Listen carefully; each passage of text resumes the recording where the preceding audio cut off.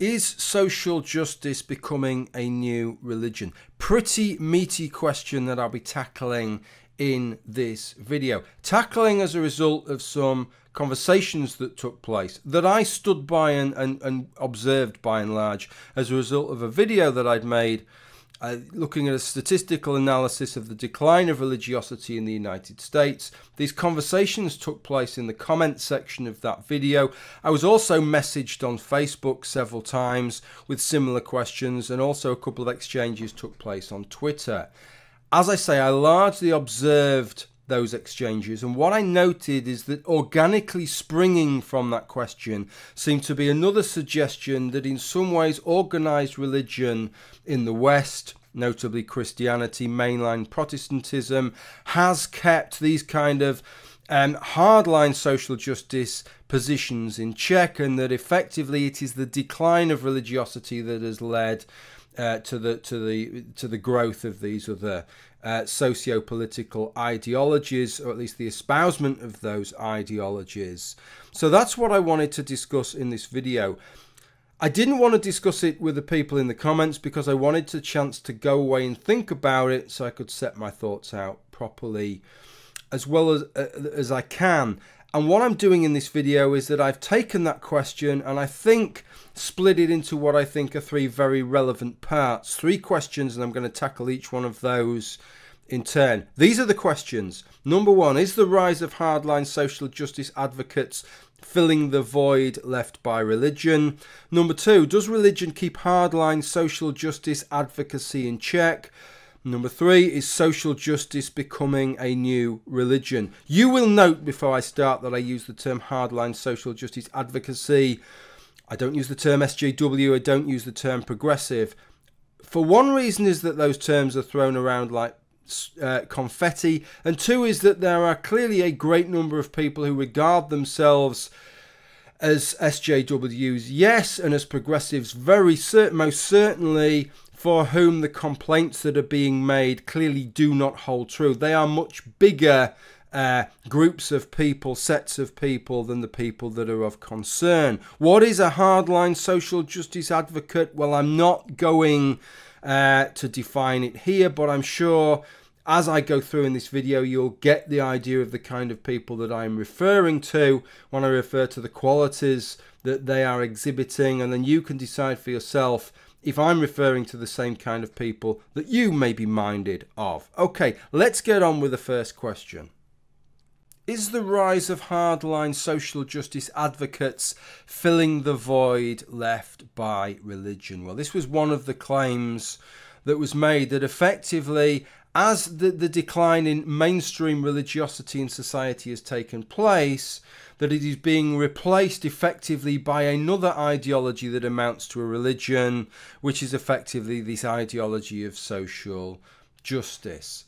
What I would suggest is that we get this whole thing in proportion here, and that what we're really talking about is a relatively small number of people percentage-wise who hold these quite extreme positions and use these quite extreme tactics, but a percentage nevertheless who manage to punch well above their numerical weight because they know how to maximally leverage their impact through weaponizing offence and abusing the safeguards in many cases that society has tried to create for good reasons to support real victims. This was something that first came to mind for me well before these kinds of discussions were taking place, in a talk that we had in the workplace, where somebody was discussing what you should do if somebody says something that you don't like in the workplace.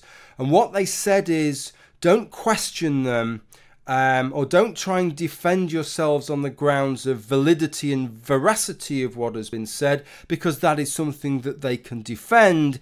Instead, base your response on the grounds that you are offended. Base it on the grounds of how you feel, because those are not things that they can challenge. And that the mentality that we're creating in society is that people should not be offended. That if people feel offended, then that is grounds in itself for you to shut up and not say whatever you're saying. In some cases, even if it is factually correct. Now, we can all see circumstances where that is reasonable, but the problem is whenever you create a tool, even if it's for reasonable, benevolent reasons, it gets misused.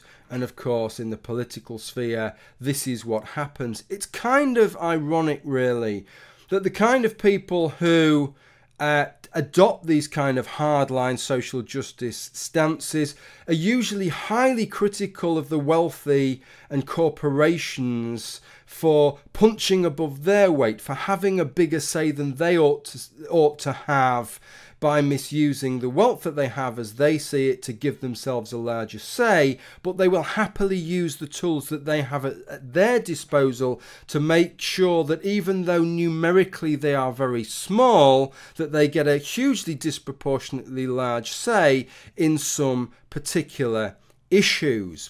But let's have a little look at the proportions here, because I haven't substantiated the point that I've made here. According to the British Social Attitude Survey, between 1983 and 2010, the percentage of the UK population who described themselves as Church of England / Anglican went from 40% down to 20%. And duly, the percentage who described themselves as having no religion went from 30% up to 50%. That is a fifth of the population. That is around 12 million people. Now, you cannot tell me, right, that those 12 million people have been replaced by 12 million rabid SJWs in the United Kingdom. I suggest it's not even close, right? But who are those 12 million people? Predominantly, they are young people. This is a cohort effect. They are the kind of people that are on social media.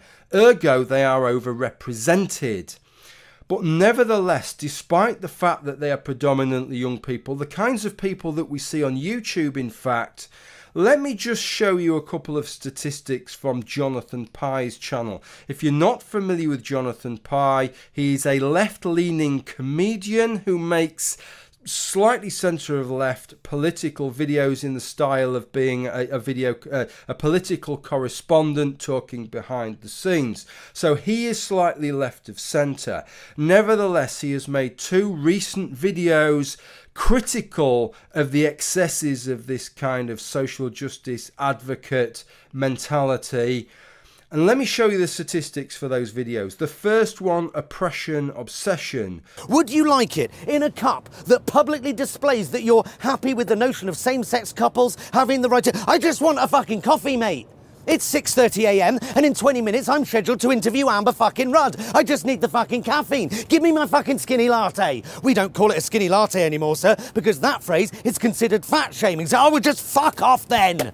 530,000 views, 34,000 likes, 421 dislikes.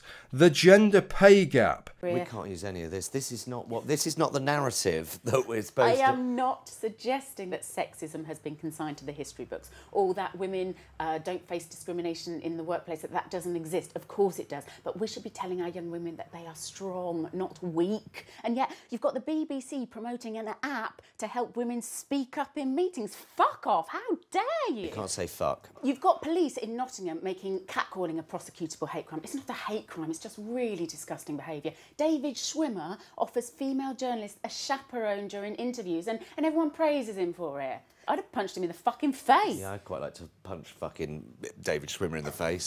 545,000 views, 43,000 likes, 412 dislikes, more than 100 likes for every single dislike for that video. That is an incredible ratio to get for practically any video. So even for a left of centre, left-leaning politician making generally left-leaning political comedy videos, 99% of people who watch that video object clearly, along with Jonathan Pye, to this hardline social justice advocacy stance that is being proposed is replacing organised religion. And on those grounds, I suggest that what we're talking about is an incredibly small number of people. It's like suggesting that the decline in Protestants is being replaced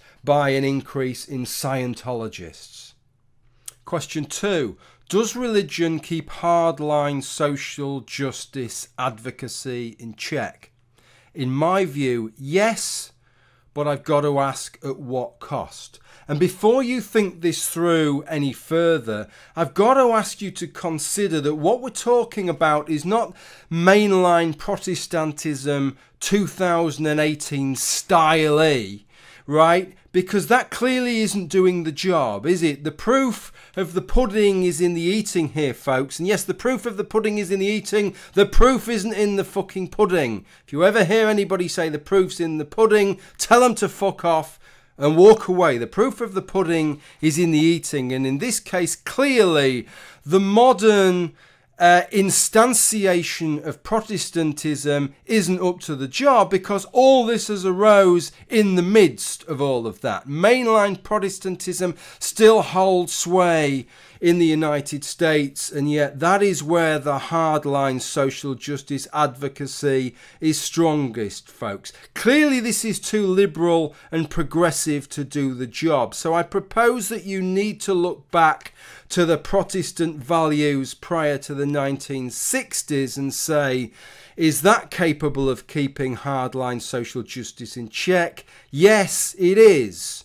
But as I say, at what cost? The anti-sex values that sent gay men to jail, criminalised pornography, criminalised anal and even oral sex for heterosexual couples, banned alcohol, condemned contraception, condemned women to ditching their careers upon marriage, led to such abhorrences as my late aunt having a child conceived out of wedlock, secretly adopted to preserve the family reputation. I struggle to think of anything more abhorrent than that. It's the kind of thing that you would expect to happen in some kind of Middle Eastern repressive religious society, and yet that was happening in my society to my relatives, and not just to my relatives, it was quite commonplace back then.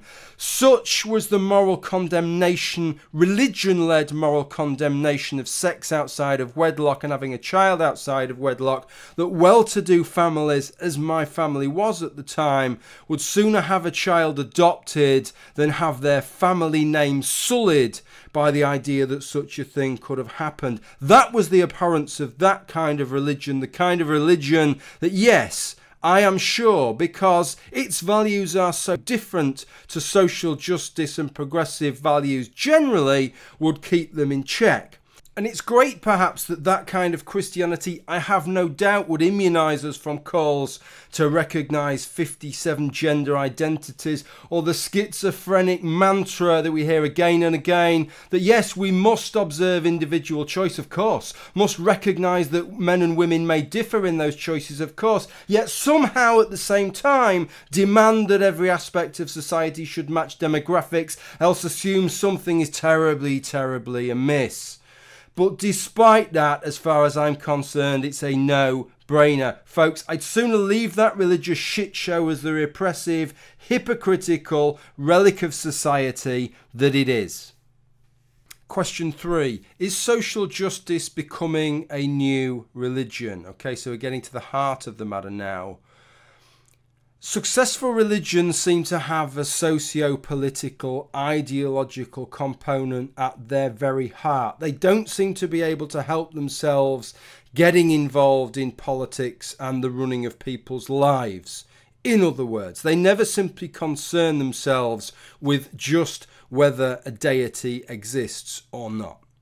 It would therefore be expected that that aspect of a religion would be replaced by something else. It could be something that's as old as the hills, or something entirely new to undergird a person's social and political positions if some person does not hold a religious belief.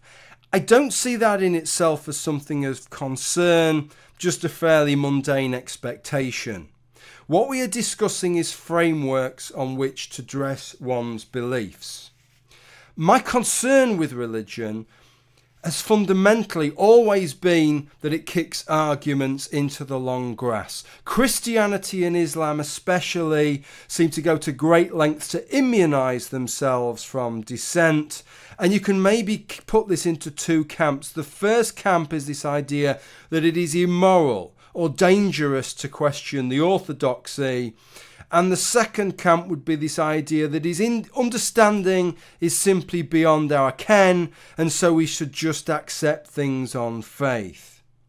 Now, these attitudes I have also observed mirrored by many people that most heavily buy into the social justice mindset. To give you some examples of that, have been speakers at British universities deemed dangerous or immoral, too dangerous to have on the university campus. This isn't speakers, as is often portrayed, who have just strolled up at the gates of the university with a megaphone and demanded to be given a platform. These are speakers that have been invited by groups of students and then informed by the student union that this person cannot be allowed on campus because they're just too dangerous an individual.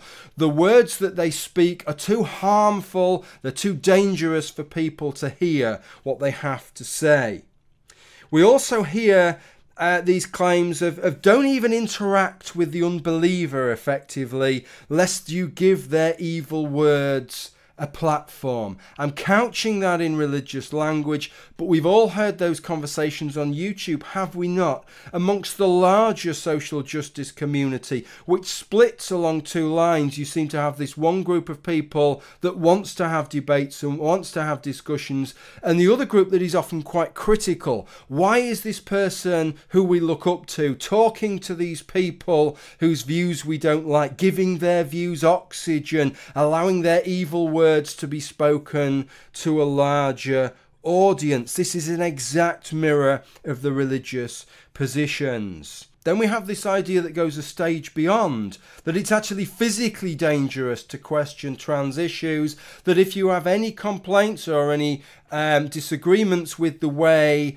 that biological sex and gender are being framed, that you should keep them to yourself, because trans people commit suicide at a higher rate, that they are murdered at a higher rate, and that trumps the ability to even discuss these issues, that effectively, if you discuss them, if you express opinions that are not exactly in lockstep with theirs, that you are murdering trans people or leading to their murder. That is a very, very dangerous path, I think most of us feel, to go down. How many other circumstances, how many other conversations could you stifle if you adopt that mentality? And then with regard to the faith issue, this idea that differentials in gender experience is all due to culture and society, which appears almost entirely taken on faith, in the teeth of evidence to the contrary. We have good evidence that humans are no different to the other great apes, and that our biological sex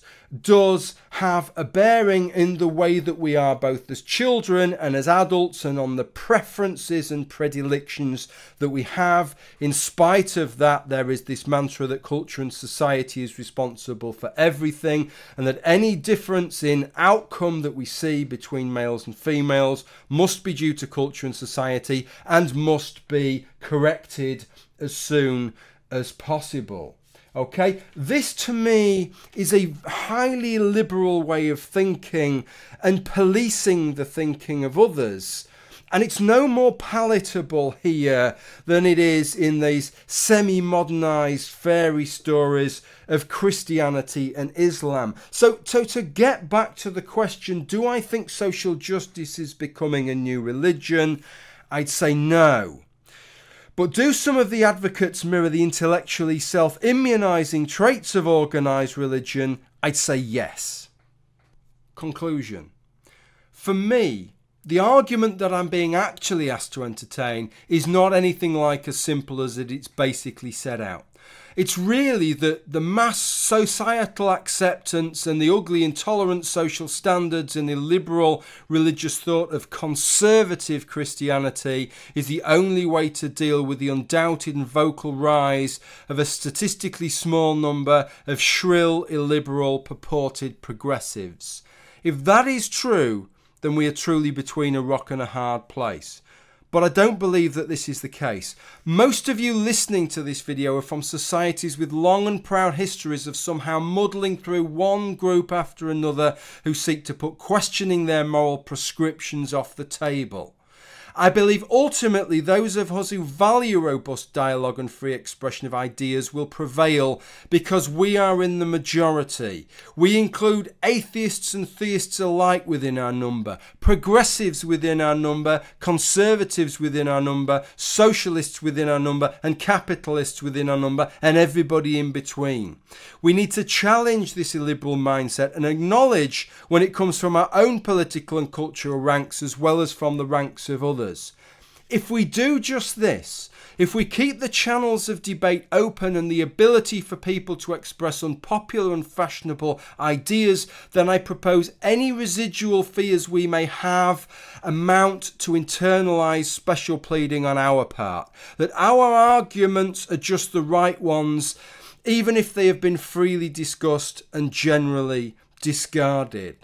I would also add that I can't evidence this, but if you look at the kind of correlation that people are claiming for the decline in religion and the timescales that has taken place, and for the increase in these kinds of mindsets that they don't like amongst some social justice-minded individuals, I don't believe that it correlates. The decline in religion in Western Europe has gone on for decade after decade, and this is a much more recent phenomena. I believe a much greater correlation and a much more likely form of causation is that this chimes in with the rise of social media, and it is giving, the social media is what is giving people the tools to start behaving in this way and to start dominating and clamping down on conversations they don't like and imposing their opinions rather than discussing and debating them. But in either case, whether social media is to blame or whether the decline in religion is to blame, the point is the same. Folks, the genie is out the bottle. There is no going back, and wishful thinking is neither going to suddenly make society more religious nor stop everybody using social media. I want to end with this.